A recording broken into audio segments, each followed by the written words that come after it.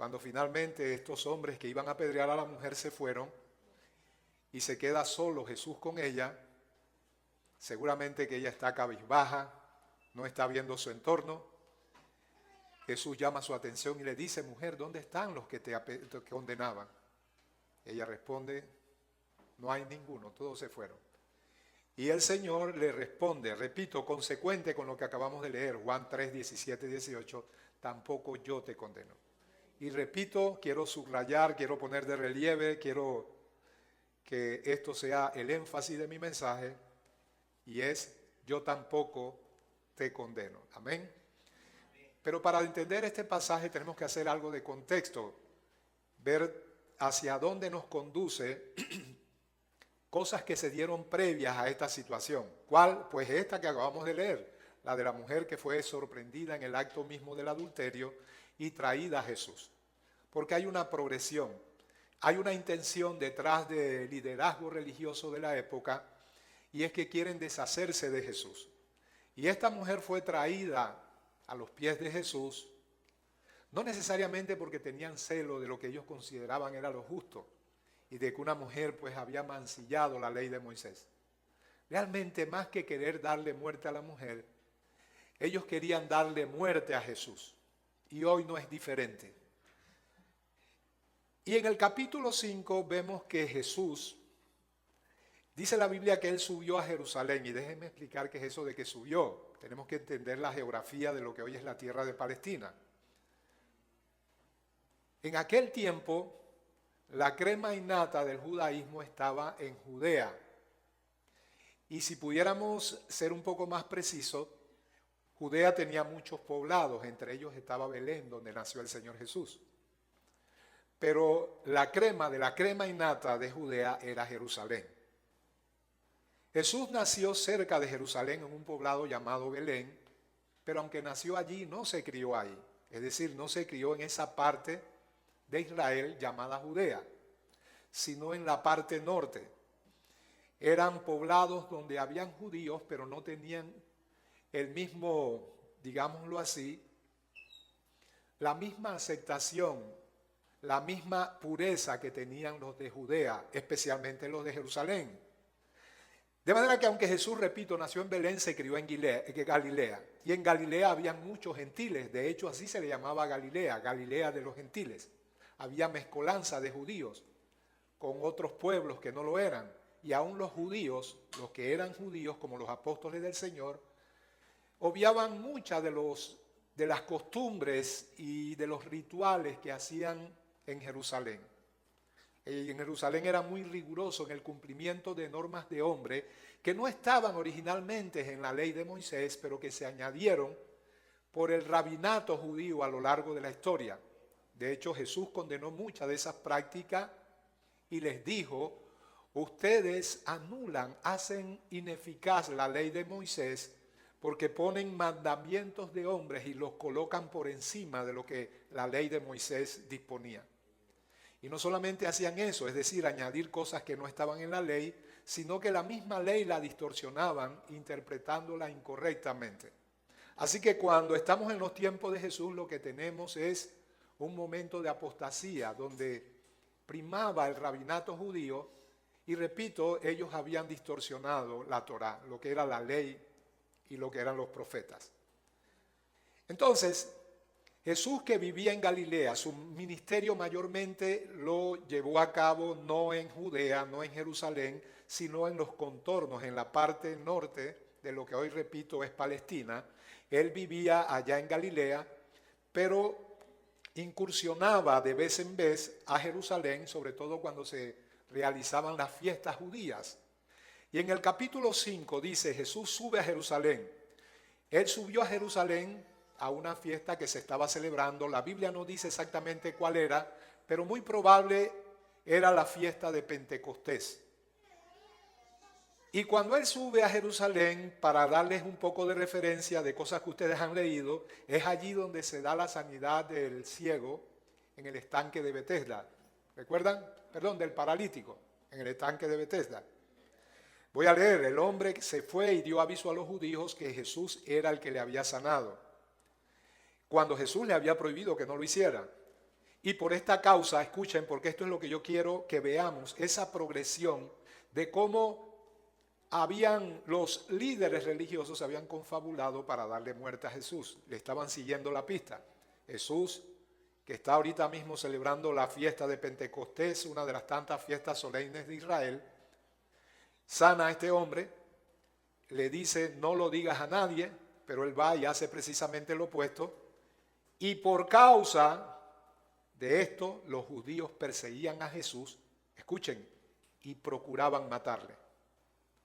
Versículo 18, por esto los judíos aún más procuraban matarle, porque no solo quebrantaba el día de reposo, sino que también decía que era Dios, que Dios era su Padre, haciéndose igual a Dios. Esto ocurre en el capítulo 5. Lo que quiero destacar es el hecho de que los judíos, y cuando habla de los judíos, tienen que entender que se está refiriendo a los líderes religiosos. Le están siguiendo la pista a Jesús, están procurando aprenderle, le están acechando, están poniéndole trampa para ver si él cae. Así que en el capítulo 6, él vuelve a Galilea, ¿ok? Ya celebró la fiesta judía del Pentecostés y regresa a Galilea. Otra vez, referentes que usted ha leído, es que en esta etapa del ministerio del Señor Jesús es donde se da la alimentación de los 5,000. Es donde él anda sobre el mar. Y sobre todo, y este es el punto de inflexión donde ese odio contra Jesús se acrecenta, él da un mensaje, porque nadie tiene problema con un Dios que hace milagros, que sana, que te abre puertas, que si hay una enfermedad terminal que visita a la familia, Dios por su gracia y su misericordia atiende esa necesidad y da respuesta. Eso no dice nada de nosotros. Si Dios me sana a mí, hombre, eso no dice nada de mí. Dice todo de Dios, que Él es bueno. Y es tan bueno que me sana a mí. No sé si me entendieron. El asunto es que quiero destacar que la gente aceptaba gustosamente sus milagros. Porque todos aman a un Dios que, hombre, multiplica panes y peces, ¿verdad? No como lo dijo Maduro, es panes y peces. ¿Ok? Pero no el mensaje. Es allí donde la gente tropieza. Y Jesús les habló que Él era el pan del cielo. ¿Y por qué les dijo eso? Porque vio que ellos se movilizaron del lugar donde el día anterior Él había hecho ese portentoso milagro de alimentar a 5,000 personas, sin contar niños y mujeres. Probablemente habían 15,000 y a todos los alimentó con multiplicar 5 panes y 2 pececillos. Hombre, ¿quién no quiere seguir a un Mesías así? Pero ahora vienen donde Él y Él les dice, ustedes me siguen porque comieron el pan y se saciaron. Ustedes me siguen porque reciben milagros. Ustedes me siguen porque Dios los prospera. Ustedes me siguen porque el Dios bueno que hace salir su sol sobre justos y buenos, que hace llover sobre malos y sobre justos, hombre, así cualquiera, ¿no? Pero ahora les va a dar el mensaje y les dice, ese pan que ustedes recibieron alimenta su cuerpo físico, pero eventualmente ustedes van a morir. Pero yo les voy a dar el verdadero pan y ese pan soy yo mismo. Yo soy el pan vivo que descendió del cielo. En otras palabras, ustedes están pereciendo, están muertos en delitos y pecados. Y la única manera de que ustedes puedan resurgir a vida es que me acepten a mí en sus corazones. No voy a dar los detalles de ese discurso, no es mi tema, pero el asunto es que esto, dice la Biblia textualmente, versículo 60 del capítulo 6, al oír muchos de sus discípulos dijeron, dura es esta palabra. Añado algo que no dije hace un momento, y es que al decir que Él es el pan vivo que descendió del cielo, Él añadió algo que los escandalizó. Él dijo, si ustedes no comen mi carne y beben mi sangre, no tienen vida en ustedes mismos. Imagínense ese discurso a un pueblo para quienes el canibalismo o el beber sangre era una abominación de las peores. Pero desde luego Él estaba hablando en sentido metafórico. Así que por causa de eso, al oír muchos de sus discípulos dijeron, dura es esta palabra, ¿quién la puede oír? Escuchen, y desde entonces muchos de sus discípulos volvieron atrás y ya no andaban con Él. Nosotros como iglesia tenemos esa experiencia, ¿no? Cuando nos sonreímos, nos damos besitos y todos andan bien, y cuando el Señor hace cosas entre nosotros no hay ningún problema. pero el mensaje es el problema. El mensaje es contra el cual las personas se levantan. Es el que hace tropezar a muchos. De manera que su mensaje era el que hizo que todos estos discípulos que hasta entonces le estaban siguiendo se volvieran atrás. ¿Okay? Así que vemos una progresión. Primero, los líderes religiosos acechando a Jesús para procurar darle muerte. Y vemos a una multitud de los cuales un gran porcentaje de ellos retrocede. Vamos al capítulo 7, nos estamos aproximando al que leímos, que es el capítulo 8. En el capítulo 7 dice, después de estas cosas, andaba Jesús en Galilea, volvió a Galilea, pues no quería andar en Judea porque los judíos, otra vez, procuraban matarle. Ahora, no es que él tenía miedo, es que él estaba colaborando con el plan de Dios. Pero se estaba aproximando otra fiesta judía, la de los tabernáculos, la fiesta de Sukkot, no sé si saben qué es. Es una de las tantas fiestas solemnes que se celebraban en Israel, aún hoy se celebra.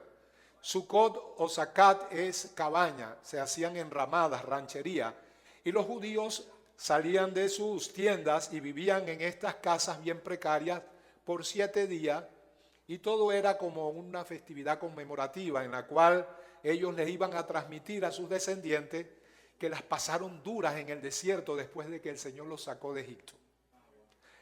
Bien, esa era la fiesta que se celebraba. Y sus hermanos que no creían en él, y ahí estaba Santiago, cuya carta hemos estudiado y terminamos hace un par de viernes, ¿verdad? Decíamos que mientras Jesús estuvo en su ministerio terrenal, Santiago nunca creyó. De hecho, era irónico y hasta burlesco. Pero cuando Pablo da el recuento en el 1 Corintios capítulo 15 de la resurrección, dice que al primero que se le apareció fue Santiago. Y todos sabemos la consagración de Santiago. Le dijeron sus hermanos, oye, sal de aquí, vete a Judea, para que también tus discípulos vean las obras que haces. Porque ninguno que procura darse a conocer hace algo en secreto. Si estas cosas hace, manifiéstate al mundo. El tono es un tanto irónico, ¿ok? Si tú eres el Mesías, bueno, date a conocer. Ve a la Meca de nuestra religión, es decir, a Judea, específicamente a Jerusalén y más específicamente al centro neurálgico de nuestra religión, que es nuestro sagrado templo. ¿Ok? Jesús les responde, y no voy a leer literalmente, sino a parafrasearlo. Él les dice, miren, el tiempo de ustedes es oportuno para que ustedes hagan lo que ustedes quieren, pero el mío no, y mi tiempo no ha llegado. Y de ir allá imprudentemente, lo más probable es que me apresen y me den sentencia de muerte antes de tiempo. Y él dijo algo, esto lo está diciendo a sus hermanos, les dijo, miren, a ustedes el mundo no los puede aborrecer, pero a mí me aborrece. Y yo quiero que anoten esto porque esto va a ser importante para el desenlace final de este sermón. El mundo no los aborrece a ustedes, pero a mí me aborrece. ¿Por qué, Señor? Porque yo testifico que sus obras son malas. Jesús no vino a condenar, Él no hace eso. Pero Él vino a dar un diagnóstico que nadie quiere escuchar, ¿verdad? De hecho, cuando el mundo escucha ese diagnóstico, se enfurece, levanta el puño amenazante contra Dios y piensa que ese discurso es intolerante, que no tiene amor.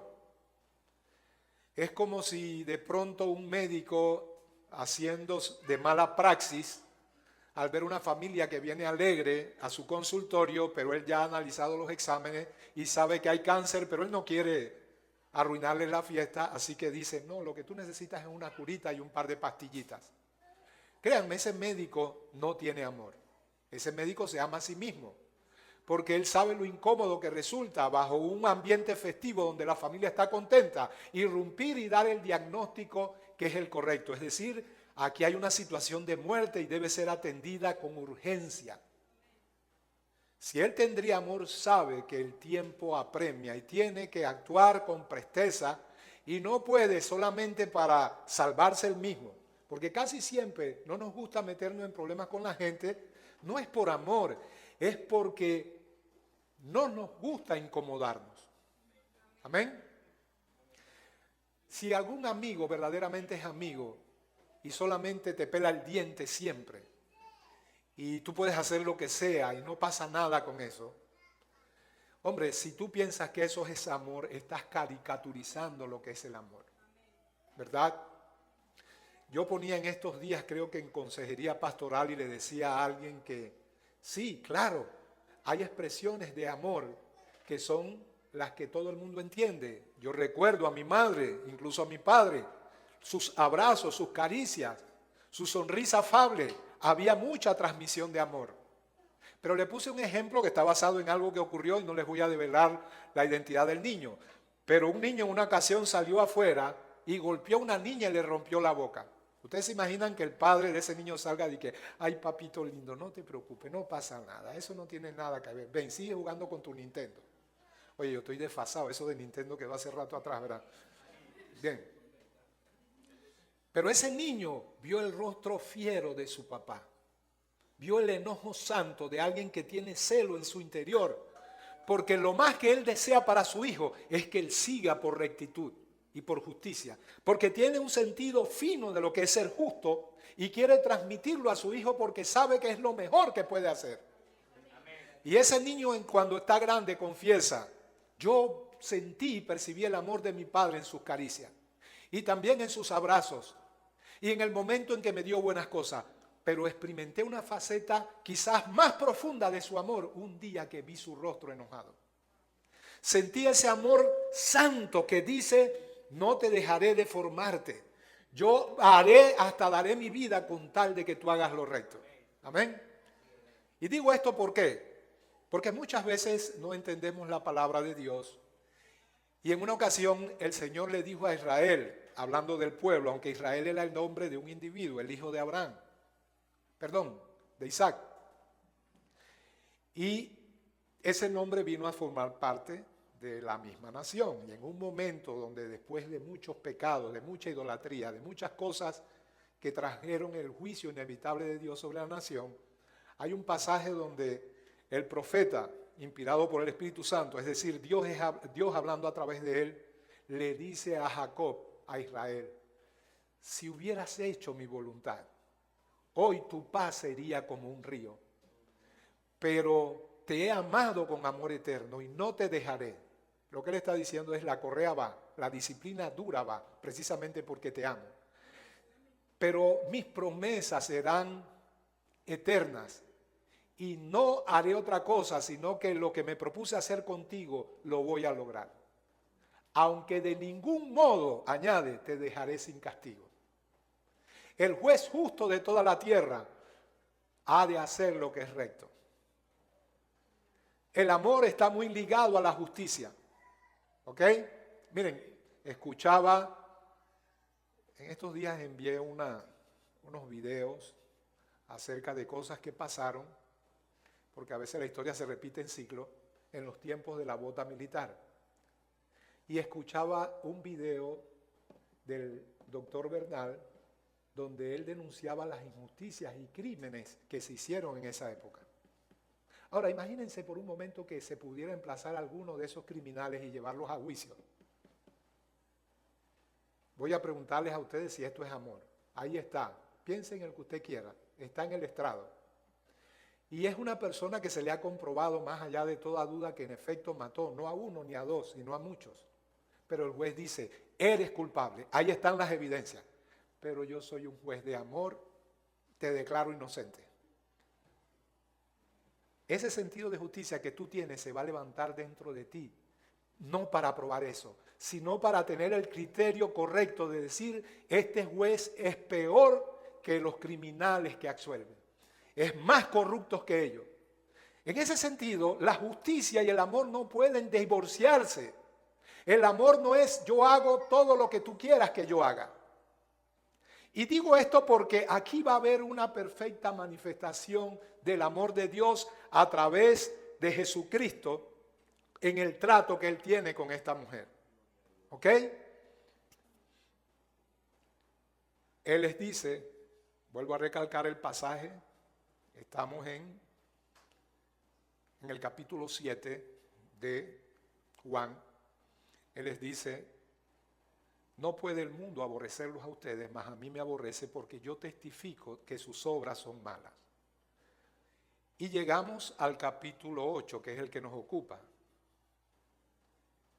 Y en ese capítulo 8 desemboca toda la trama, todo ese acecho de los fariseos, toda esa incomprensión y rechazo de una multitud que le seguía gustosamente hasta que los milagros cesan, hasta que los panes dejan de ser multiplicados, hasta que los milagros son puestos a un lado y toma preeminencia el mensaje, porque todas las obras sobrenaturales que Jesús hizo apuntaban a avalarlo a él como el Mesías verdadero, a avalar su procedencia, a que esos milagros ratificaran que él era quien dijo que era, es decir, el Hijo de Dios, pero no para que las personas centraran su atención en los milagros.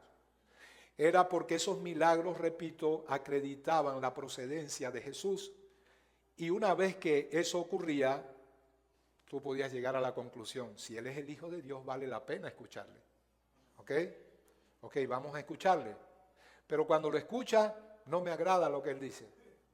Porque Él dice que soy pecador y estoy destituido de la gloria de Dios. Porque Él dice que nací con una naturaleza pecaminosa y esa naturaleza pecaminosa es la que produce los pecados que yo cometo. No es que yo peco y por pecar entonces me convierto en pecador, es al revés.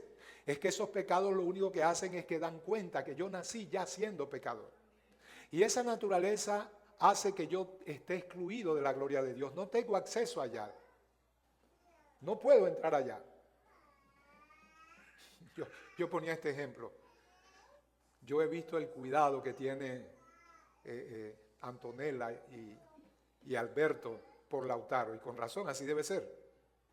Pero imagínense en el momento en que nació Lautaro, seguramente que ese cuarto estaba desinfectado, estaba herméticamente sellado con amor, y eso implicaba todos los cuidados habidos y por haber.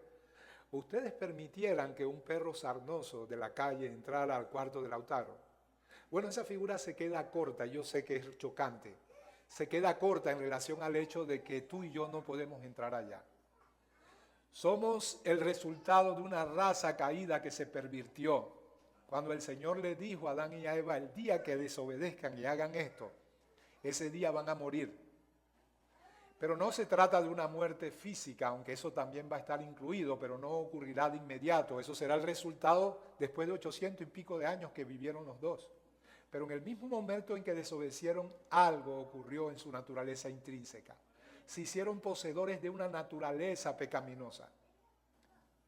Y por simple transmisión biológica, ellos procrearon seres iguales a ellos. Porque perros, ¿qué producen? Perros, elefantes se unen para producir elefantes. Pecadores no pueden producir otra cosa sino pecadores. Y así como el pecado entró al mundo por un hombre y por el pecado la muerte, así la muerte pasó a todos los hombres. Veredicto inexorable, no hay justo ni aun uno. No hay quien haga lo bueno, todos se desviaron. No hay ni siquiera uno. El Señor dijo a sus hermanos, por esto me odian. La gente dice, yo soy justo, yo soy bueno.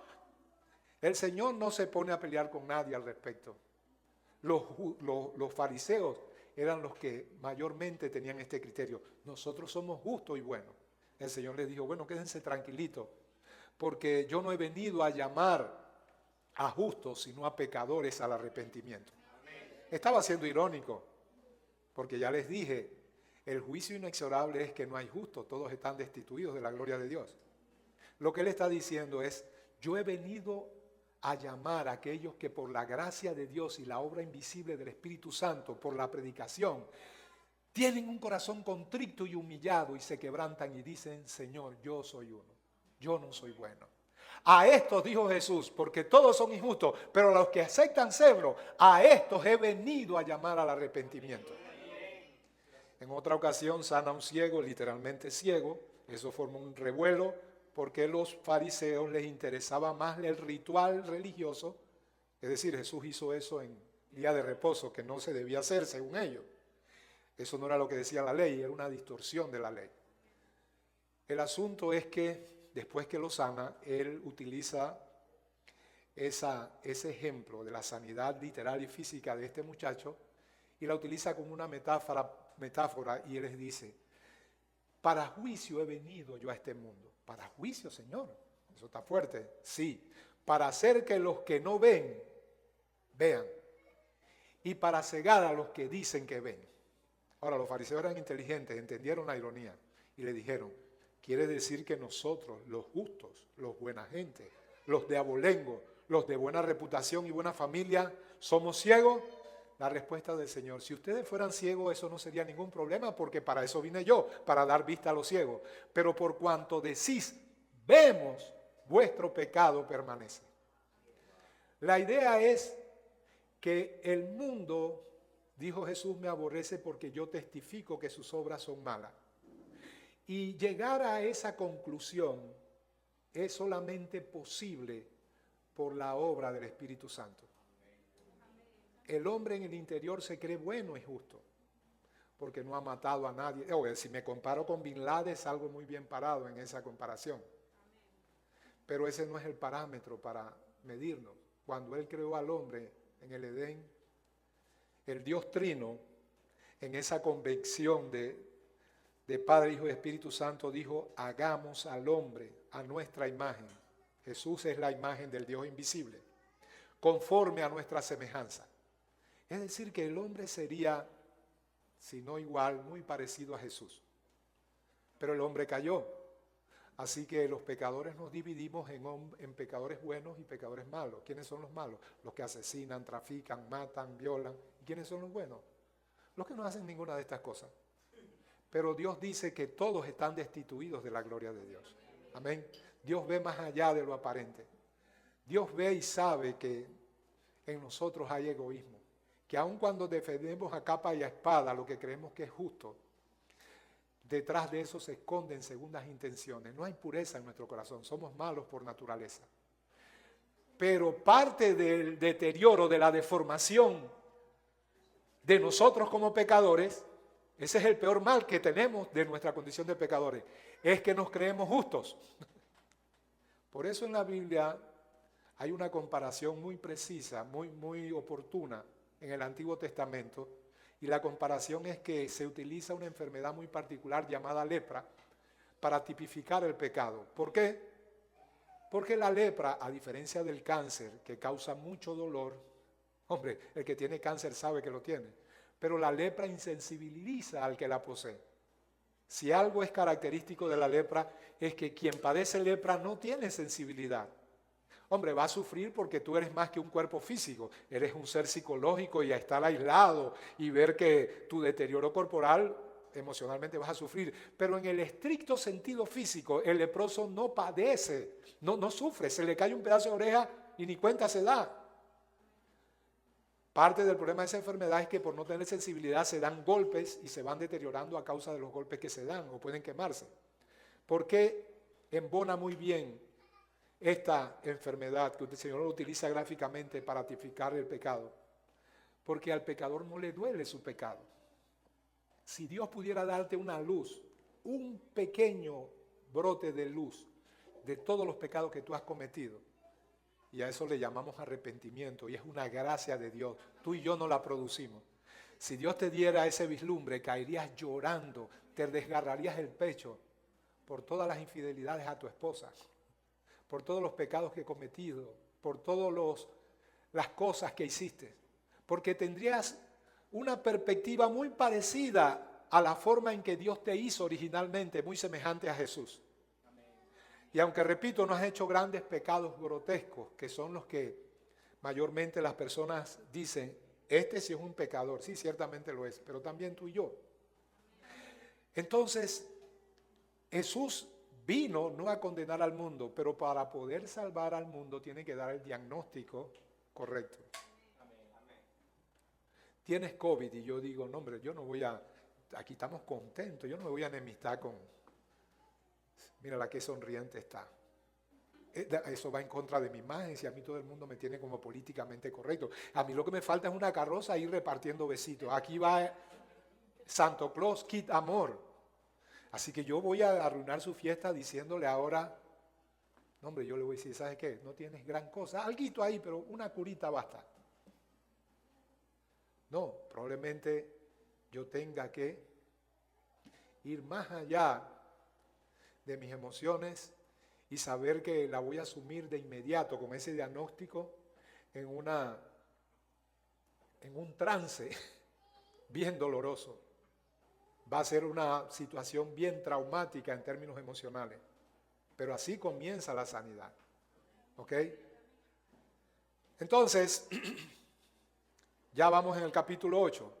Bajo esta atmósfera, los fariseos acechando a Jesús, le traen al Señor Jesús a una mujer sorprendida en el acto mismo del adulterio. Dice el versículo 2, por la mañana volvió al templo. Él tenía una costumbre, él había llegado a Jerusalén. Eso es ya las postrimerías de su ministerio terrenal, porque él, como les dije al principio, su ministerio lo realizó mayormente en las periferias de Judea, en Galilea, Perea y todos los demás poblados. Pero ya arribando a lo que sería el principal propósito de su venida a esta tierra, que era la cruz, había hecho residencia cerca de Jerusalén, en una aldea llamada Betania, en casa de Lázaro, María y Marta, a unos 2,5 kilómetros de Jerusalén.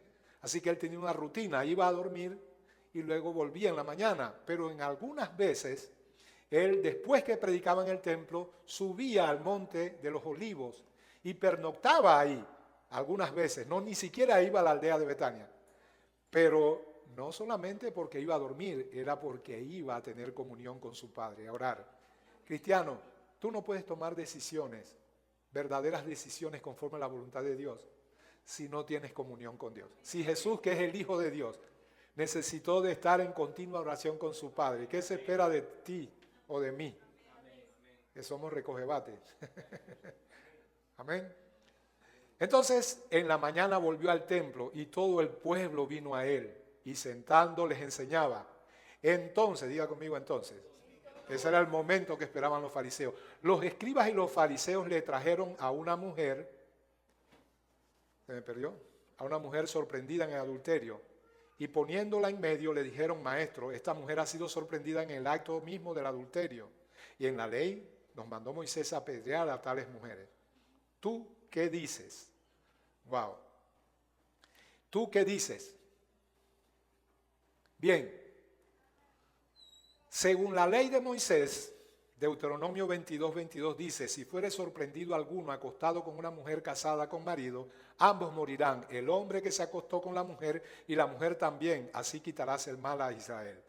Y Levítico 20:10 dice otro tanto, si un hombre cometiera adulterio con la mujer de su prójimo, el adúltero y la adúltera indefectiblemente serán muertos. Yo pregunto, ¿y dónde está el hombre? Trajeron a la mujer, pero el hombre lo dejaron vivito y coleando. ¿Ok? Esto da cuenta de la corrupción espiritual de una casta sacerdotal que en ese momento había distorsionado toda la Torá. Y la corrupción espiritual y la apostasía siempre ha habido a lo largo de la historia. Y yo quiero hoy referirme a mis raíces. Somos de los que mayormente en esta iglesia denunciamos el falso evangelio de la prosperidad de las iglesias evangélicas. Un evangelio de avaricia.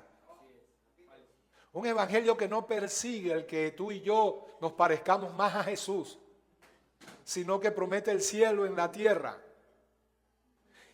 Y se aprovechan de cosas como yo he oído decir, bueno, pero el evangelio son buenas nuevas. ¿Qué mejor buenas nuevas? Decirle a la gente que Dios te quiere totalmente sano y rico y que no te pique ni un mosquito. El evangelio ciertamente son buenas nuevas. Eso significa evangelión, que es el original griego. Pero son buenas nuevas no acerca de cualquier cosa buena que los hombres quieran. Son buenas nuevas únicamente de salvación. Pero la gente las desecha. Y las aprecian quienes se saben en bancarrota espiritual y perdido. Es que ese es el punto clave al que no arribamos, porque eso significa ir en contra de nosotros mismos. Yo soy injusto. Pero si yo todo el tiempo me miraba al espejo y le he dicho al que veo detrás del otro lado, Dios debe estar orgulloso contigo. Porque ¿quién como tú? No puede ser yo malo. Bueno, Levítico 20, no, perdón.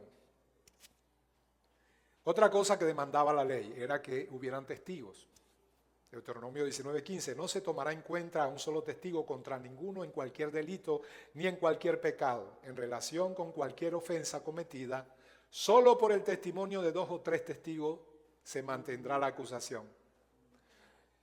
No voy a leer Deuteronomio 17 que dice algo parecido, es lo mismo básicamente, pero la Biblia toda en el Antiguo Testamento da cuenta de que no había acusación contra alguien, sino por el testimonio de al menos 2 o 3 testigos.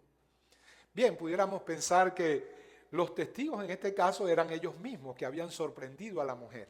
Y habría que hacerse la pregunta, ¿cómo que sorprendieron algo que se planifica mucho? Porque los seres humanos son muy expertos para eso. Miren, el ambiente que en ese momento había en Jerusalén era propicio porque todas las festividades religiosas, aunque aparentemente son espirituales, detrás de lo aparente lo que hay es borrachera, fornicación, adulterio. Y la atmósfera provee las condiciones propicias para hacer las trampas, las infidelidades y todo lo demás. Así que muy probablemente en estas festividades algunos echaban su canita al aire y los fariseos sabían a esto. Y pusieron espías, probablemente busquen por ahí porque a alguien van a encontrar. Y de hecho, esto fue planeado con antelación, era parte de un programa, esto no salió así de manera súbita. La intención y el objetivo de todo esto no era la mujer, ella era un instrumento, ella era un eslabón más en toda esa cadena de argucias y estratagemas. Jesús era el objetivo, porque ellos querían deshacerse de Jesús. Déjame decirte algo. El mayor escollo que tuvo Jesús en su ministerio terrenal no fueron los pecadores, no te vino a condenar. Fue un sistema religioso, sin sustancia, sin vida espiritual. De hecho, cuando, bueno, no quiero porque me voy a ir por ahí, pero ustedes recuerdan la predica de la higuera estéril, que era un símbolo de Israel. Faltaban 40 años para que Israel fuera asaltada por el general Tito Vespasiano y hubiera la gran diáspora judía. Y en una forma gráfica y profética Jesús toma como ejemplo esa higuera, símbolo de Israel, y dice que fue a ver si tenía algo que comer y no halló sino hojas. No había nada que comer, pero había un hermoso follaje porque la religión es apariencia. Tú ves ese hermoso follaje de ese árbol y dices, sin duda que algo bueno tiene que tener, pero cuando te acercas te deja sin hambre. Es pura hoja. Cuídate de un cristianismo de apariencias como el de los fariseos. Dice que ensanchaba sus filacterias y hacían grandes oraciones para ser vistos por los hombres. Y Jesús dijo, son sepulcros blanqueados. Por afuera, hierba bonita, flores, ángeles, figuras de yeso, de mármol, lápida, todo hermoso, pero debajo hay gusano, muerte, fetidez. Describió gráficamente a los fariseos. Y yo no estoy diciendo esto a los fariseos, te lo estoy diciendo a ti y me lo estoy diciendo a mí. Nuestro cristianismo puede quedar hueco y vacío. Amén.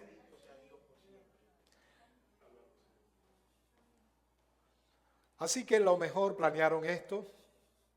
Le estaban siguiendo la pista a una relación un poco dudosa entre un hombre y una mujer. Quizás hasta lo acordaron con el mismo hombre. Y fueron y los agarraron con las manos en la masa. ¿Ok? ¿Y cuál era el propósito? Dice literalmente el texto que hicieron esto para atentar. Otra versión dice para probar, me gusta más el término probar. ¿De qué manera estaban probando a Jesús? Bueno, eso siempre lo hacían. Probar a Jesús es tenderle una trampa para que él dijera algo que lo comprometiera o ante los judíos, ante la ley judía o ante Roma. Ustedes recuerdan, por ejemplo, cuando le trajeron la moneda del tributo. Dinos, Señor, porque sabemos que tú eres un maestro que enseña la verdad. ¿De quién es es justo dar tributo a César? Bien, ahí hay una argucia bien maliciosa. Esta es una nación que siente orgullo de su pasado, la nación que conoció al Dios verdadero, que recibió el legado de la ley, que tuvo la visita de portentosos profetas y ahora es un protectorado de un imperio, el imperio romano. Esta nación es rebelde. Y encima tenemos que tributarle, darles impuestos a estos bandidos. Así que aquí lo vamos a agarrar. Dinos, ¿es justo dar tributo a César? La idea era probarle, porque parecía no haber salida.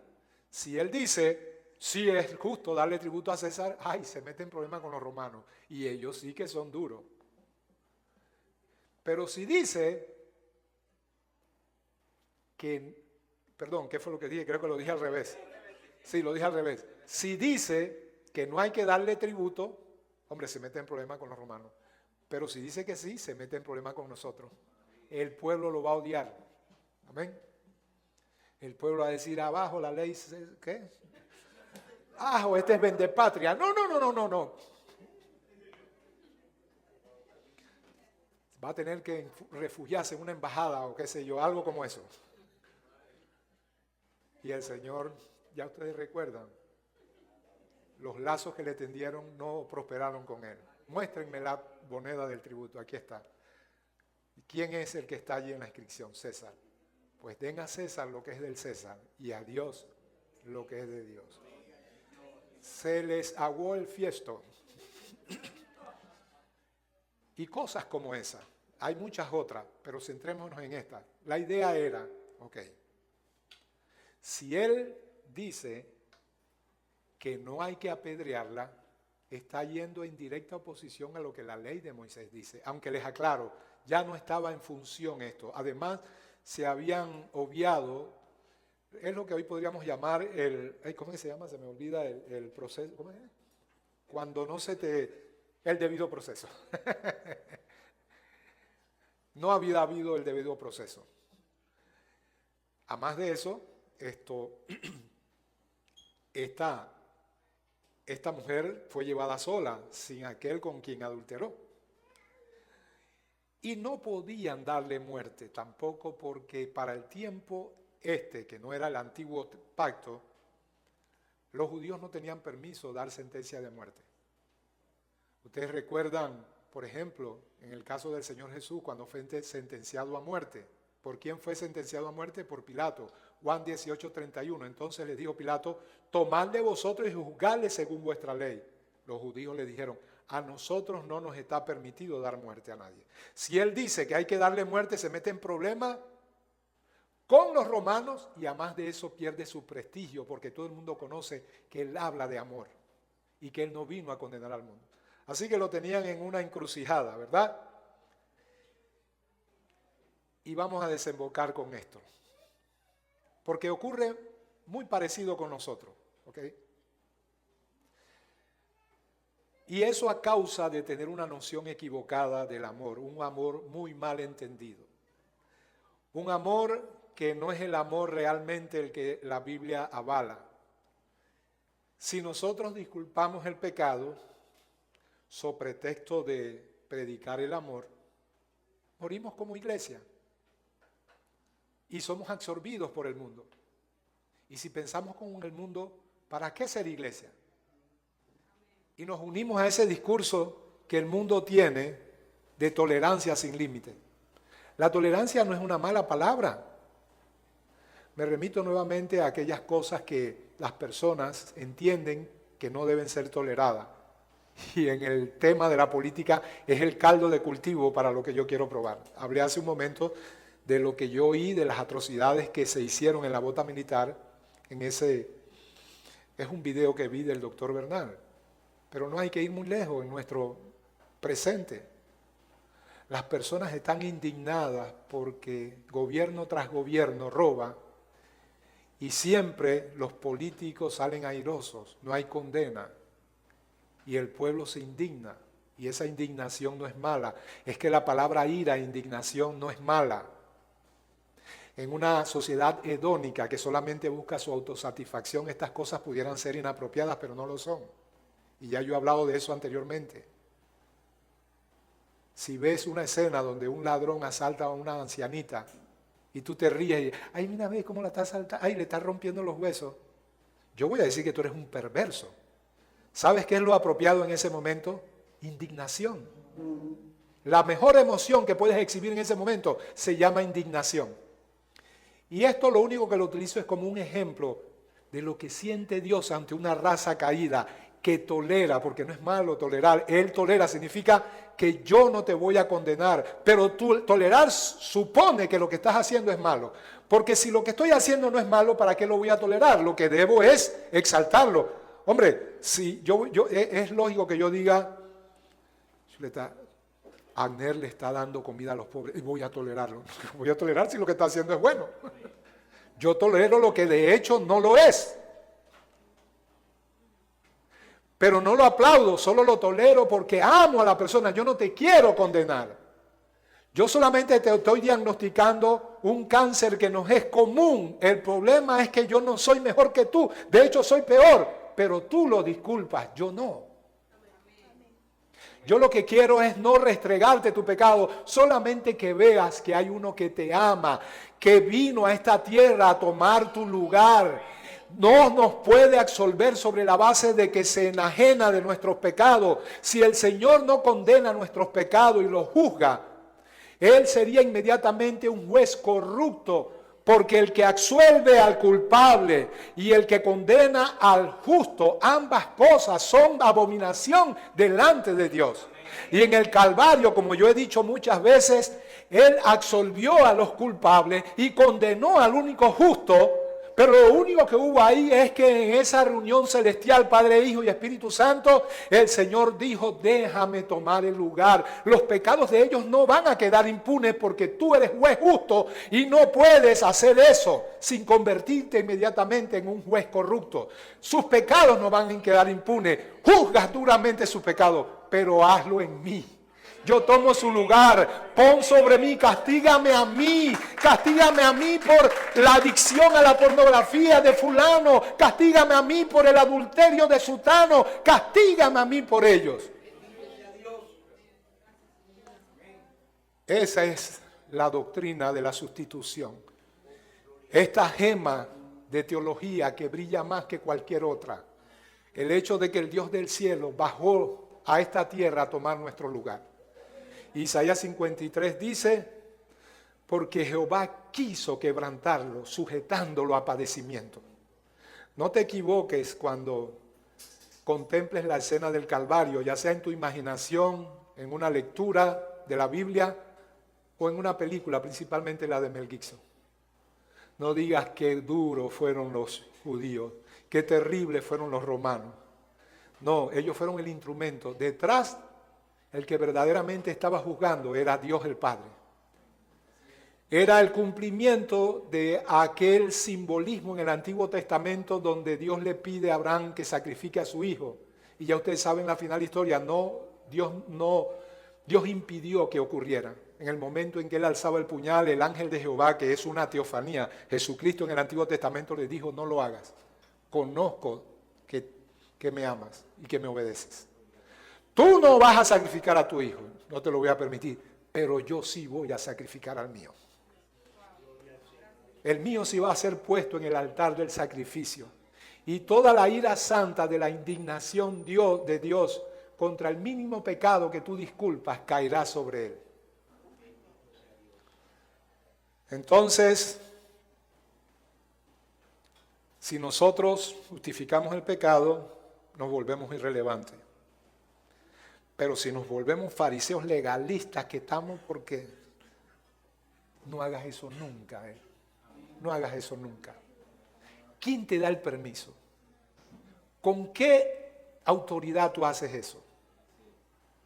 ¿Acaso te crees justo o no sabes de dónde te sacó Dios? Así que la idea es que si nosotros entonces hablamos de esta manera, el asunto es darle muerte a Jesús en aquel tiempo y ahora. Vamos a darle muerte como, hombre, ¿quiénes se dicen que son los representantes de él, los que predican el evangelio? Así que si disculpan el pecado, esta gente muere de por sí mismo. Si lo condena, ¿dónde está el amor?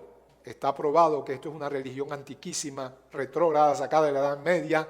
Esto impide que la modernidad avance.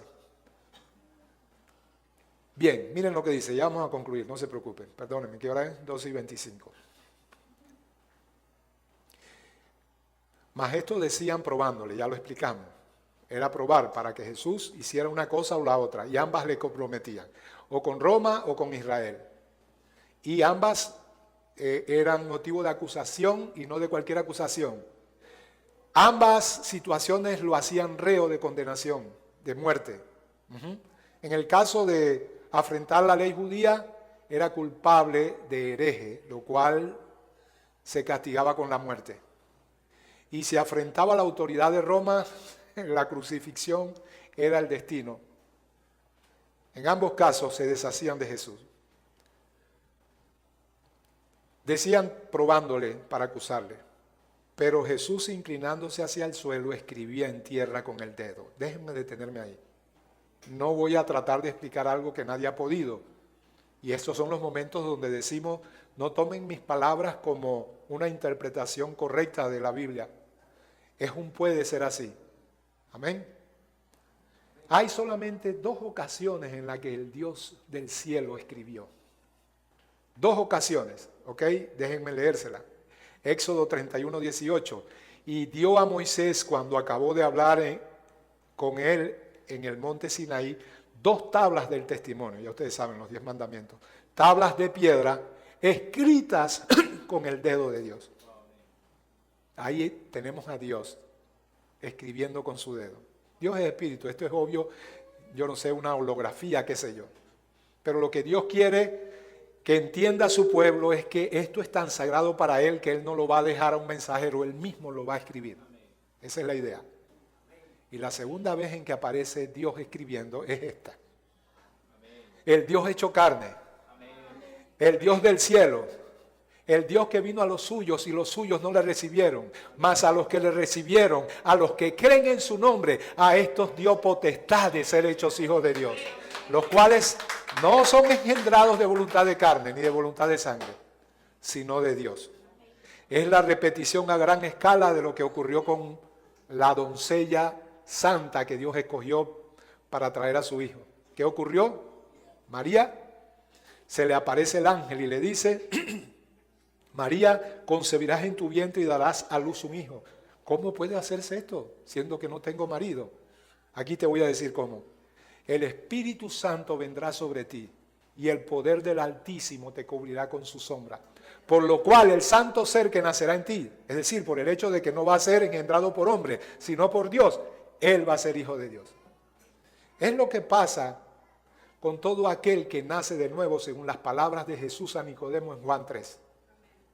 ¿Qué es el nuevo nacimiento? No es más que la obra del Espíritu Santo.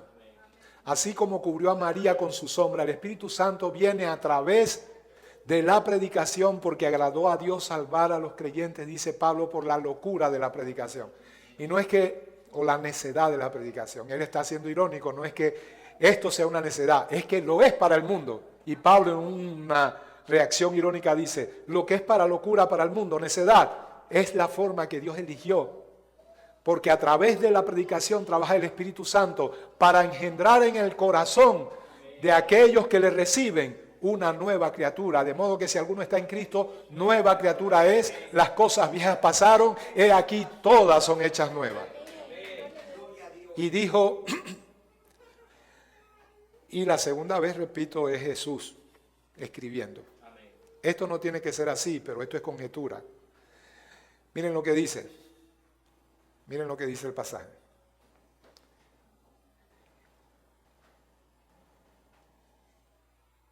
¿Tú pues qué dices?, le preguntaron. Es decir, Moisés dice que hay que apedrearla. ¿Tú qué dices? En ese momento en que ellos le preguntan, ¿qué dices con respecto a la culpabilidad o inocencia de esta mujer? Dice que él se inclinó en tierra. Imaginemos que así como el Señor escribió la ley, y dice Pablo que la ley es maldición para todos los seres humanos. Oh, ¿cómo puede ser que la ley de Dios sea maldición? Bueno, Pablo explica que la ley es santa, el mandamiento santo, justo y bueno. Y luego él dice, pero ¿cómo es que lo que es bueno vino a ser muerte para mí? Y luego él da la respuesta, él dice, la ley a la verdad es santa, el mandamiento santo, justo y bueno. Pero si se da una ley tan santa a un pecador como yo, no sé si tú, pero yo, ahí es donde entra el problema. La maldición está en la incompatibilidad de mi naturaleza humana y pecadora con una ley que habla de quién es Dios, de su personalidad, de su carácter. Es el amo de la finca, ¿recuerdan? Dándole una ley a los cerditos. A los cerditos, imagínense. No te ensuciarás, te bañarás, te pondrás perfume, no te revolcarás en el lodo. Hombre, esos mandamientos dan cuenta de cómo es el amo de la finca.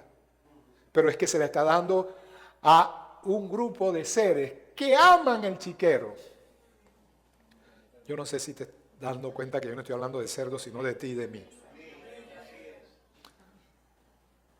Entonces Pablo dice, ya que por la ley ningún ser humano puede ser justificado delante de Dios. Él dice, la ley fue como un maestro, un tutor, un ayo que nos lleva a Cristo.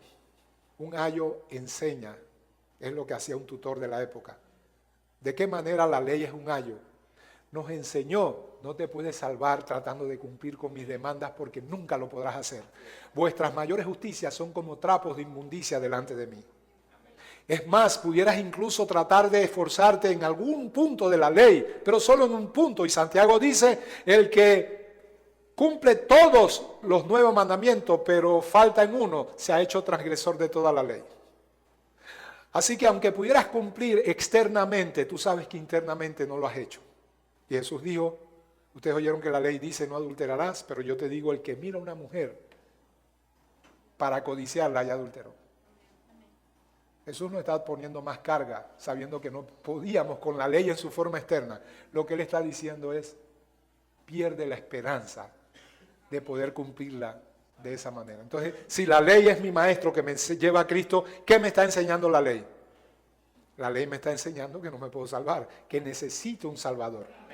Pero si no has pecado, no necesitas un Salvador. Si no admites tu condición, sino que piensas que pues Jesús vino a dar un mensaje bonito y nosotros seguimos con eso. No, Jesús vino a tomar tu lugar porque tú y yo merecíamos estar allí. Así que Dios lo castiga a Él y te absuelve a ti y a mí, si pones tu confianza y te arrepientes. Y esto es lo que va a pasar aquí. Entonces, Él se agacha. Y yo me imagino que Él pudo estar escribiendo lo que Él luego dijo, os doy un nuevo mandamiento. Les voy a dar la verdadera la correcta interpretación de la ley, que se puede reunir en 2 mandamientos. Yo no sé, pero probablemente se agachó y cuando ellos le dijeron, ¿qué tú dices? Dinos, ¿qué dices? ¿Qué hacemos con esta mujer? Él puso, amarás al Señor tu Dios con todo tu corazón y con toda tu alma y con toda tu mente. Este es el primero y grande mandamiento. Wow, nadie puede cumplir con eso. Mujer, tapa la olla, ahí vienen las piedras ahorita, no te preocupes, que ya las tienen preparadas. Pero miren lo que dice. Pero ellos, y como insistieran en preguntarle, se enderezó y les dijo, el que de vosotros esté libre de pecado, sea el primero en arrojar la piedra contra ella. Esta idea ha sido demasiado manoseada. Cuando alguien quiere zafarse de las consecuencias de sus acciones, dice, ¿quién me puede condenar? Si todos hemos cometido pecado. El que esté libre de pecado, arroje contra ella la primera piedra. A decir verdad, solo había uno que podía arrojar contra ella la primera piedra. Y Jesús no estaba diciendo que ya no era merecedora de condenación.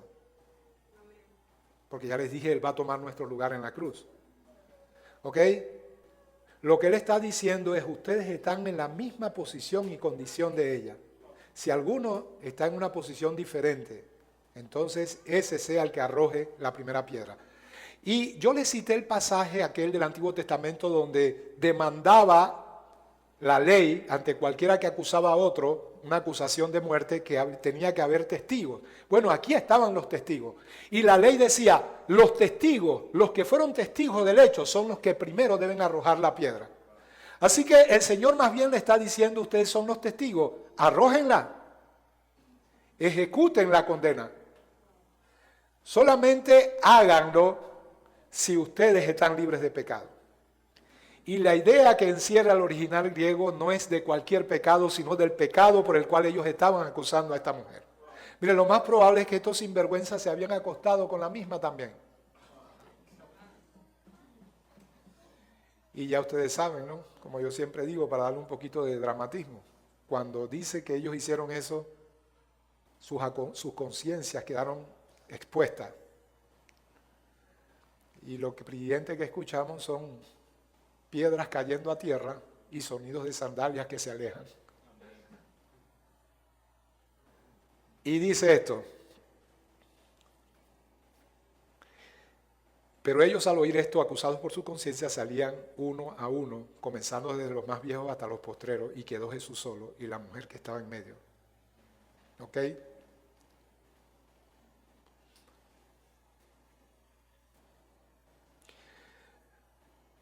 Quiero leer desde antes, ya con esto sí. Mas estos decían tentándole para poder acusarle, pero Jesús, inclinado hacia el suelo, escribía en tierra con el dedo. Les dije, ¿qué tal si él escribió el gran mandamiento? El primero que se escribió con el dedo de Dios allá en Sinaí, en el Antiguo Testamento. Él escribía, y luego dice el versículo 7, y como insistieron en preguntarle, se enderezó y les dijo, el que de vosotros esté sin pecado sea el primero que arroje la primera tierra. Dice el versículo 8, e inclinándose de nuevo hacia el suelo, siguió escribiendo. Estas dos etapas me gustan. Y ayúdame, Señor, porque no sé si puedo explicar lo que borbotea en mi corazón. No sé si puedo articularlo en palabras. Pero aquí vemos la primera parte. La primera parte es, en efecto, ella es culpable y merece condenación. Ella no es inocente. Yo no las estoy absolviendo porque estoy disculpando su pecado, sino a pesar de ello. Por eso, hermanos, cuando ustedes prediquen, cuídense mucho de decir esto de que Dios te recibe tal cual como eres, porque eso es dudoso, ¿eh? Eso es como una carta de que tú puedes seguir en lo mismo. Sería más acertado decir, Dios te recibe a pesar de lo que eres. Eso es tolerancia, eso es amor. No te voy a condenar, pero no está bien lo que estás haciendo, ¿ok? Entonces, en esa segunda vez donde ellos insistieron, es lo que yo digo, la insistencia de ellos propició que él se agachara nuevamente y siguió escribiendo.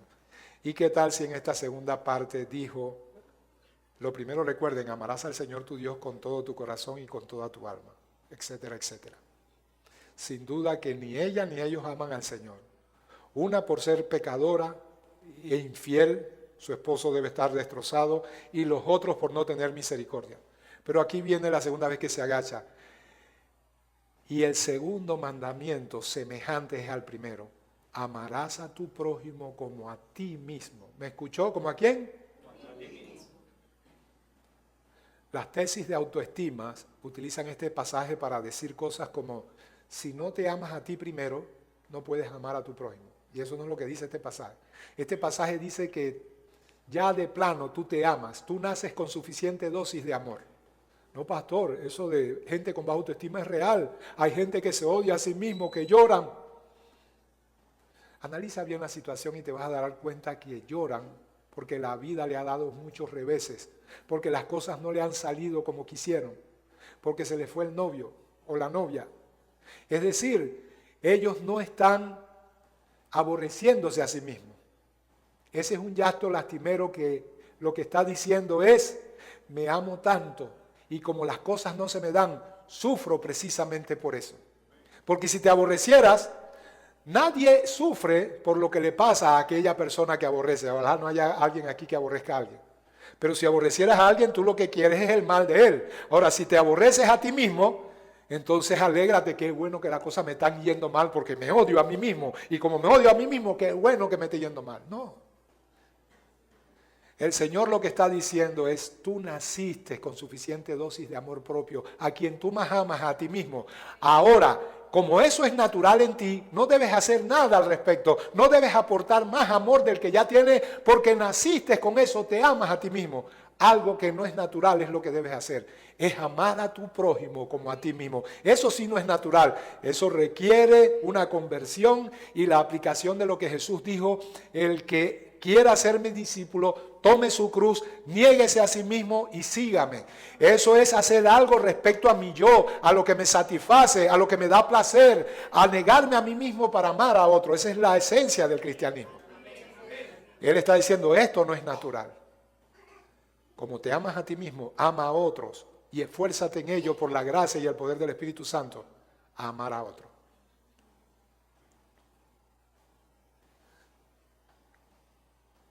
Y entonces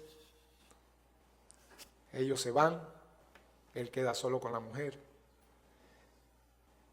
que estaba en medio, enderezándose a Jesús y no viendo a nadie, sino a la mujer. Le dijo: mujer, ¿dónde están los que te acusaban? ¿Ninguno te condena? Ella dijo: ninguno, Señor. Entonces Jesús le dijo, y aquí está el título de mi mensaje: tampoco yo te condeno. Pero no quedó allí, porque eso pudiera interpretarse como: no hay por qué condenarte. Y no fue lo que Jesús dijo. De hecho, habían suficientes razones para hacerlo, tanto a ella como a los sinvergüenzas estos que querían apedrearla. Lo que él está diciendo es: yo no te condeno. Y recuerdan el pasaje que leímos al principio: porque no envió Dios a su Hijo al mundo para condenar al mundo, sino para que el mundo fuese salvo por él. Pero luego añadió: el que en él cree no es condenado. ¿Y qué es creer?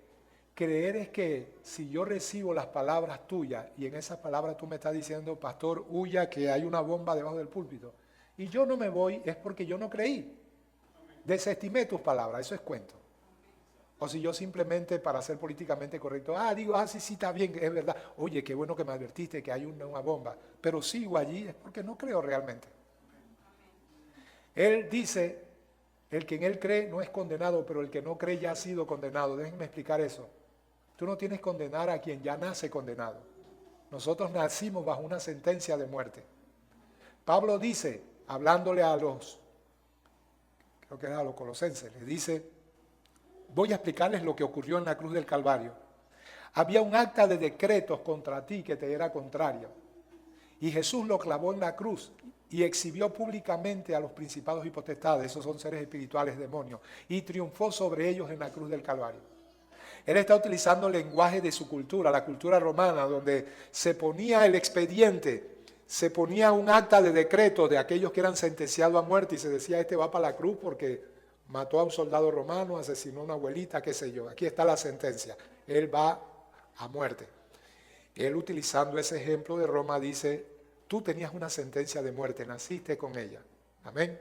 Lo único que te puede librar de eso es creer en Jesús y en su obra en el Calvario, porque al hacer eso tuyo se da el trueque divino de que toda su justicia te es acreditada a ti y todos tus pecados son remitidos a Él, donde Dios los juzgó duramente y su santa ira arremetió contra Él en la cruz del Calvario. Amén. Él dice: el acta de decreto que te era contraria fue clavado en la cruz.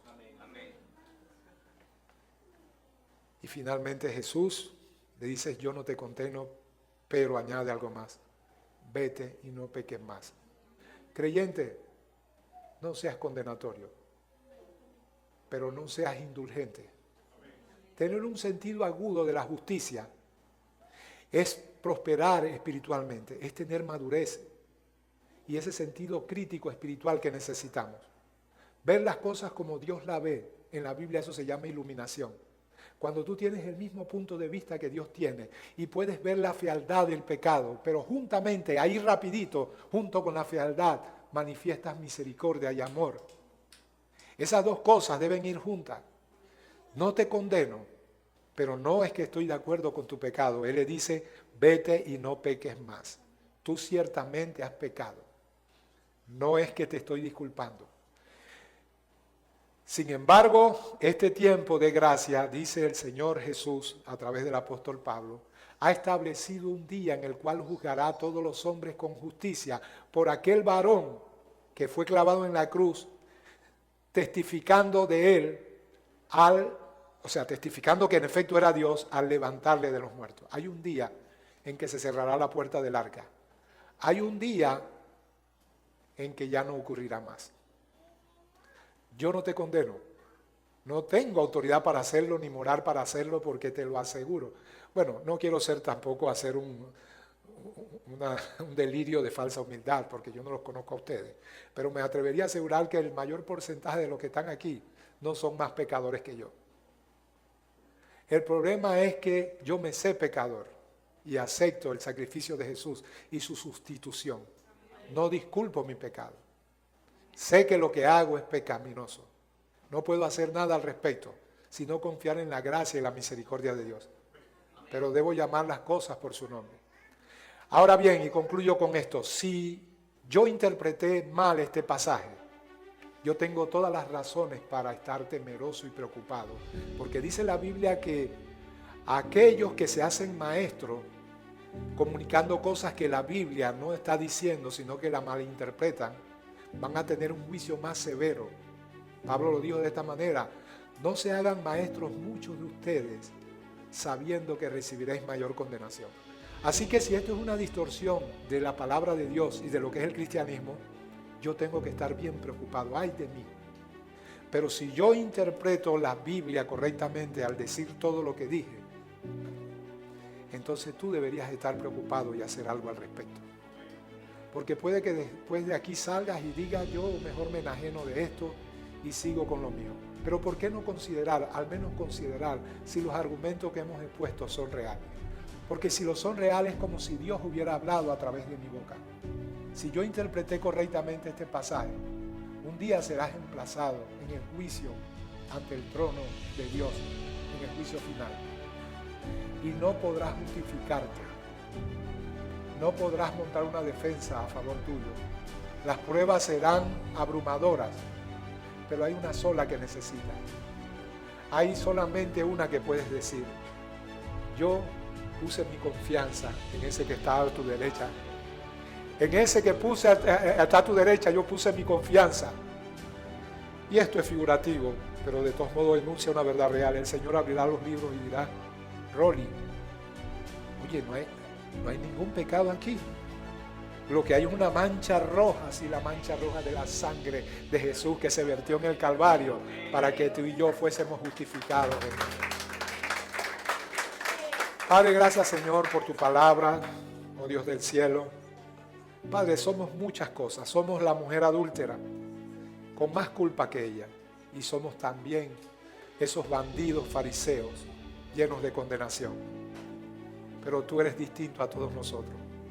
Señor, en ti no hay condenación sino amor.